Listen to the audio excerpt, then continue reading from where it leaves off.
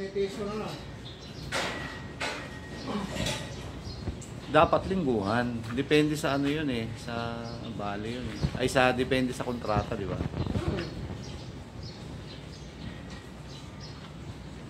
Papakiwan na nga, hindi dapat bigyan. Dapat umpisa pa lang, sinabi nila per video. Hindi niya noon mauubos lahat yun eh. 300 plus, 300, mahigit 300,000 yun. Ano bang binili ng materyales? Wala pa naman ata. Buhangin, tsaka semento, tsaka hollow blocks. May mga bakal pa namang natira dyan. Yung mga bakal ba dyan? Yun din ginamit nyo? Yung natira sa baba? May bakal yata dating eh. Yung huling order.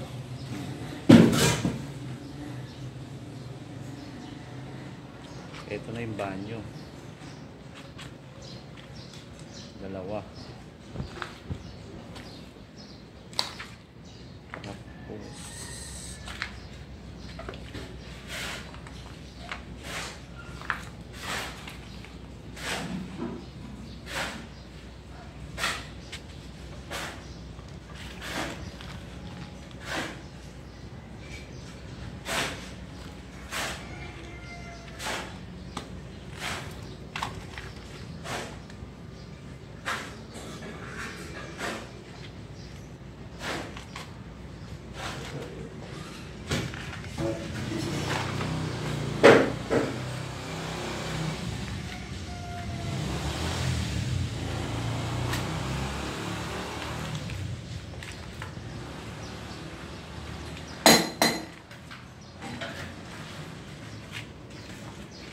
di ikaw na nag-aasintada.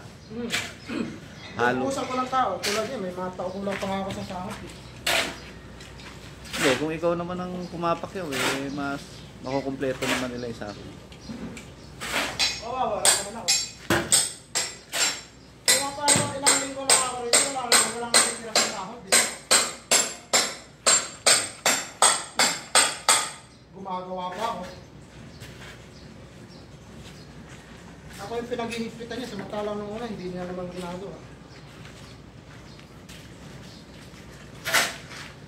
Eh yung kontrata mo, bayad na lahat, hindi pa? Hindi pa.